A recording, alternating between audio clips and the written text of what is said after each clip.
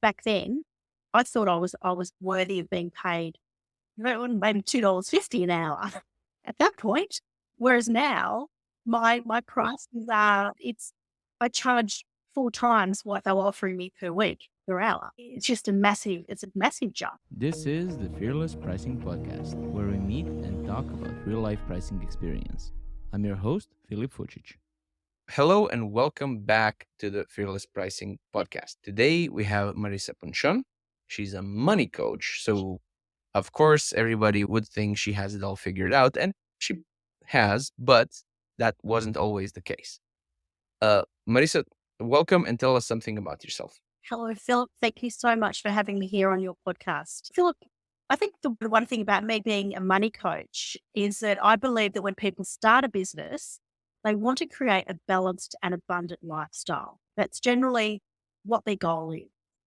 And as a money coach and profit first consultant, I help women business leaders go from overwhelm and fear to being completely confident they can achieve their business and personal financial goals.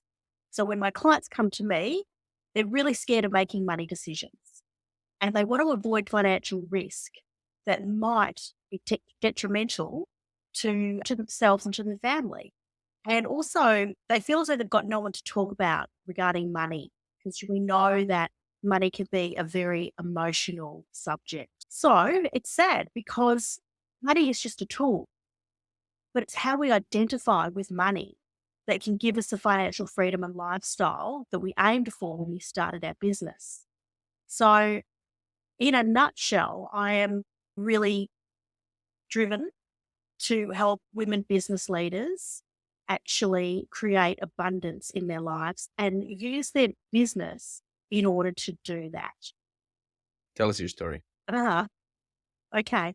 You know what? I still feel the pain. I still feel, whenever I talk about it, it is still such a painful experience and memory for me, even though it happened, it would have happened about 10 years ago, I'd say.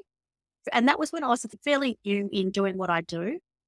I was approached by a large franchise in Australia, and they wanted to roll out a new financial system to all of their stores all around Australia. And they asked if I wanted to work with them on a pilot program and work with 2 of the franchises and roll out this financial system together with a support group based overseas. And then if this worked for the two stores, then they would roll it out across all their stores. And I'd be the one that would take care of the management of the finances. And I thought that was just an amazing opportunity, a crazy, amazing opportunity. And I knew these people too on a personal level. So, and they were very successful business people. So I thought, okay, they know what they're doing, they're successful. It's good to be involved with other people that are running successful businesses. So I jumped into it 6 months, gave it 110%, worked really long hours. The biggest mistake I made was I wasn't really clear about what their expectations were at the end of the 6 months as to what they were going to pay me to manage the finances of all of these stores. And when I say manage the finances, I would have a team that would do the most of the work and I would just go in on a higher level. And at the end of the pilot, we sat down to negotiate it, and their idea was to pay me $5,000 per year per store, which works out to be like a week. So I was completely gutted, Philip. All the work and effort I put into it, I honestly did not think that they were looking to pay 5,000. That's Aussie dollars, Australian dollars. So if anyone that's over in Europe or over in the States, you just 50% of that is an Aussie dollar. It's not worth much. So needless to say, I said no. So you're probably looking at about 50 American dollars a week. Yes. So I divide that by 3. Yeah. So it was a big lesson for me. I should have said initially, what does this involve? How many hours does this involve per week? Because I had staff that I was paying and they were also doing the job that I would be doing while if I wasn't working on this project.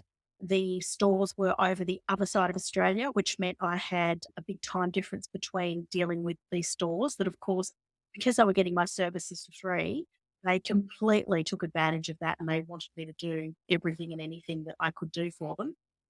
And because the team that were providing support were overseas, I had a big time difference there as well. So I was working very long hours to try and communicate different time zones. Yeah.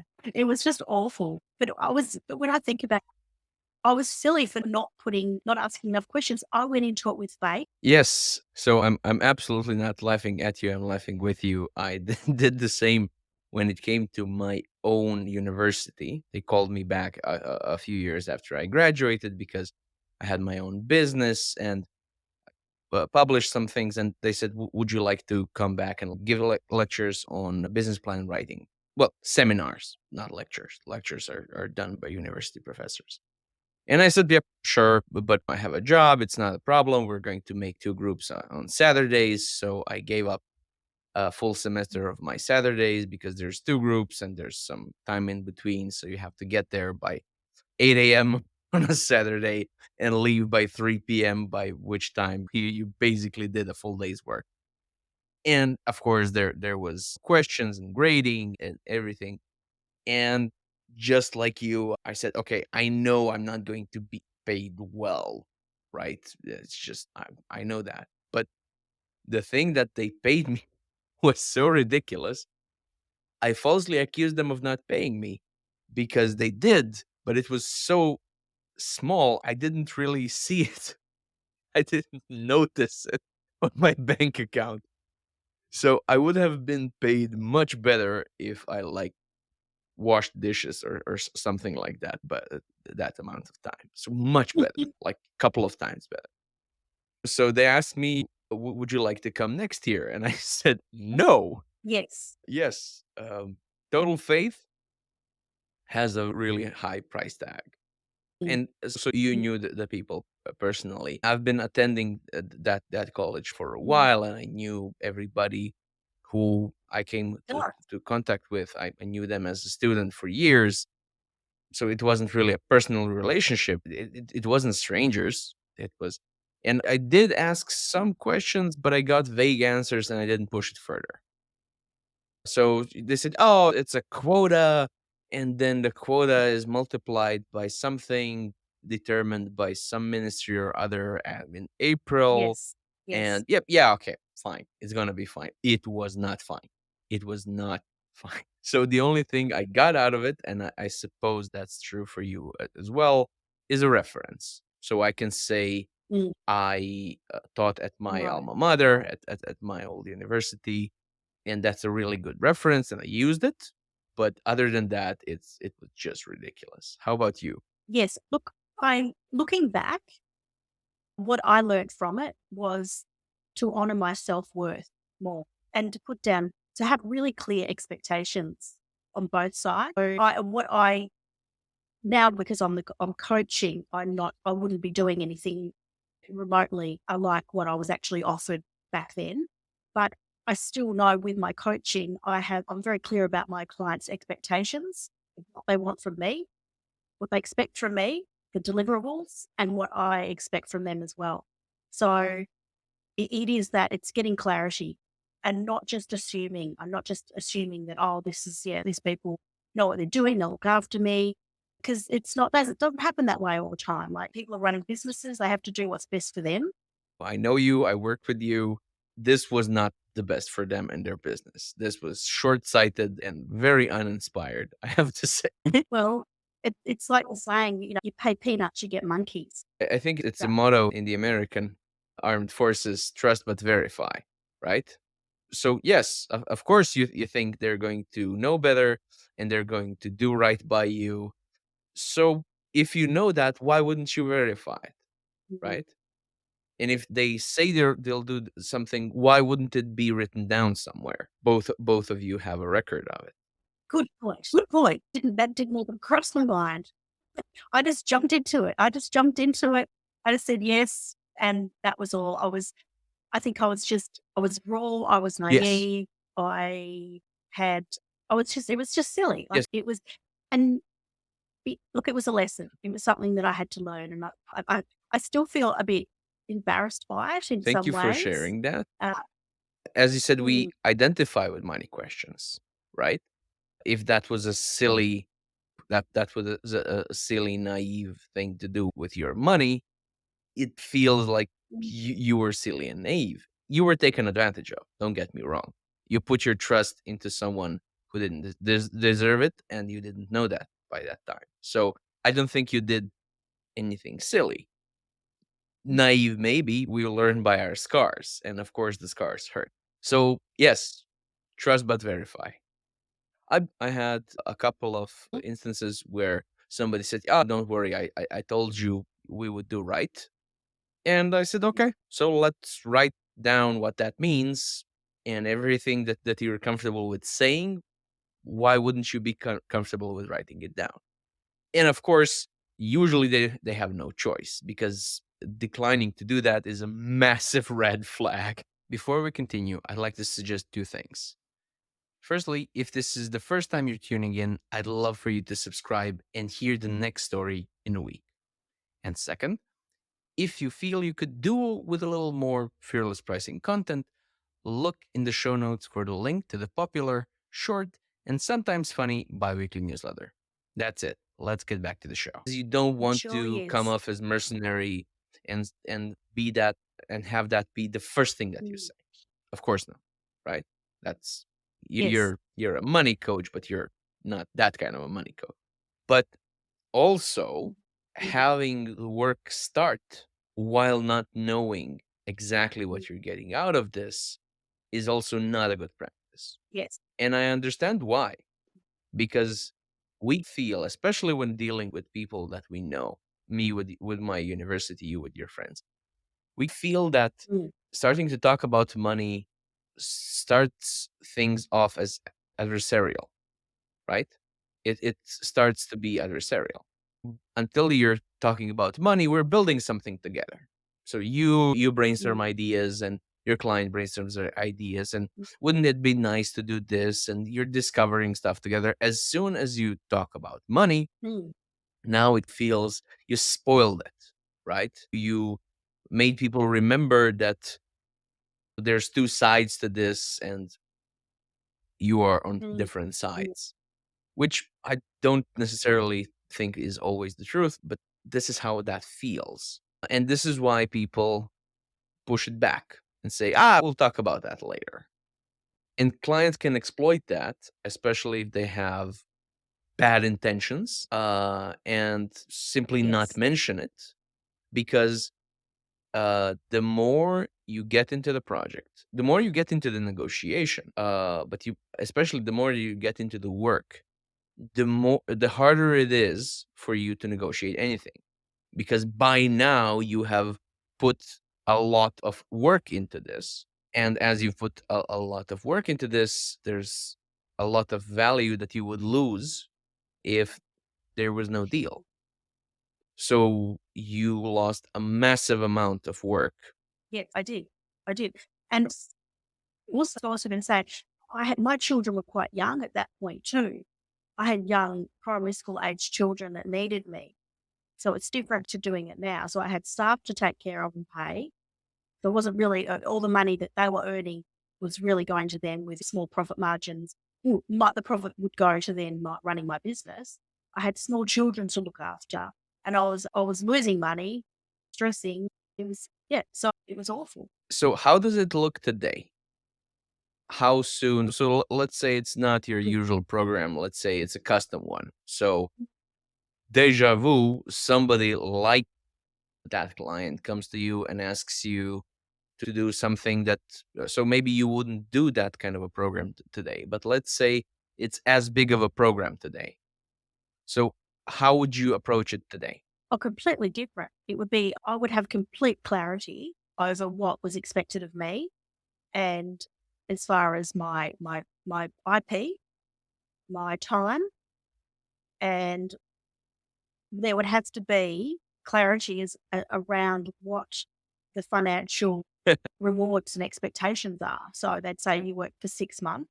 You know what? I wouldn't work for 6 months for free. Number one, I might negotiate a lower rate. Okay. But I would not work for free. Number one, I don't work for free.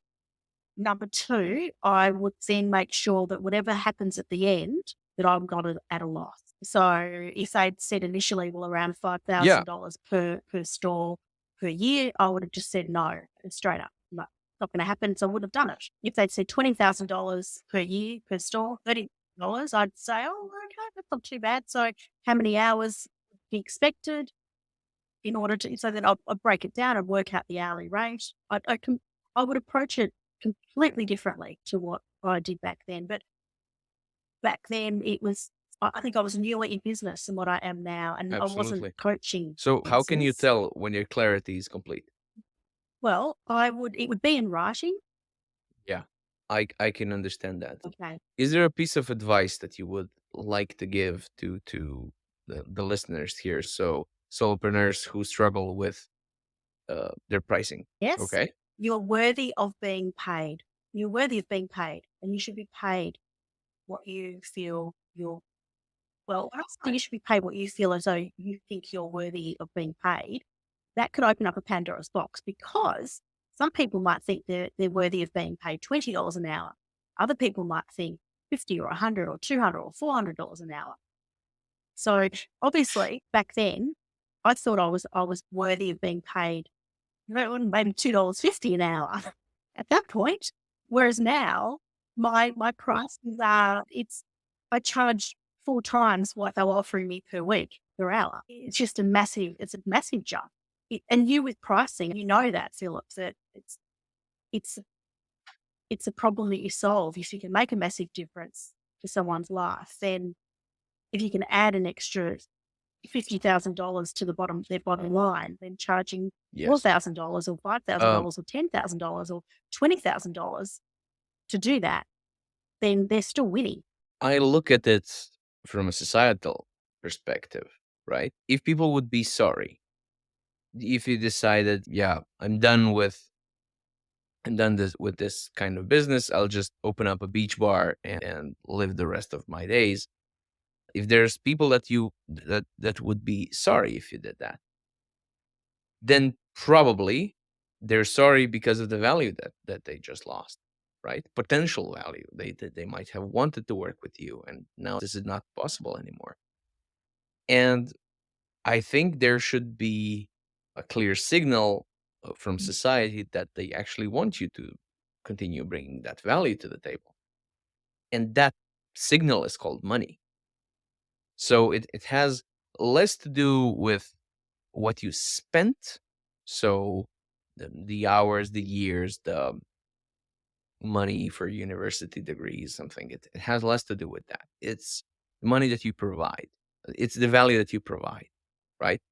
And some people got to that value by finishing a course, by having a certificate of some kind, Mm, mm, and some have enough scars, right? I'm a combination of that. Many time when I say what I do, that I help people raise prices and find their like internal value anchor, so they know that $20 an hour is not really acceptable and it should feel wrong. You're not greedy if it feels wrong. It really should feel wrong. People say, where mm, did you learn that? So who taught you? I just made all of the mistakes. I mm, have a university degree. I'm a business analyst. There, they taught me how to help big corporations. And I turned from that path. I had a first company which failed. And then I worked as manager, hiring solopreneurs and freelancers. And then I was solopreneur again. So I just did all of the mistakes myself. And I carry a bag full of painful burdens, just like the one that we talked today. Nobody taught me. I taught myself by banging my head against the wall until I learned something. mhm. And now I can teach it, right? That's it. And as Richard Branson famously said, fail faster. And that's it. Just, we all fail. And it's a matter of learning from those mistakes. No one's perfect. And having these stories, as embarrassing and cringeworthy as what they are, it, I think it makes you more real, that you felt the pain. So when I speak to my clients, and I've got a new client starting next week, and I spoke to her the other day, and she came to me because she cannot sleep at night. She is so stressed, she cannot sleep at night. Now, I know because I've been in that situation myself where I've been stressed, particularly when I was in the situation I just told you about. So if you're in such a state that you cannot sleep at night, then you know that there's a real problem and that something has to be solved. So understanding what my clients are going through, like what you would understand your clients are going through, is it's a connection that you have to make. Tell me, Marisa, where can people find you? People can find me they can go to my website, Marisa, Marisa, at punshon.com.au, or my Instagram. Thank you very much for being here and sharing your story. I know that wasn't easy, but we're Beautiful, here to make lovely. it easier on the listener. And I think we did that very successfully today. I think we did too. So maybe the learning in this could be fail faster and learn from your mistakes. And get things in writing. I think that one is worth underlining, right?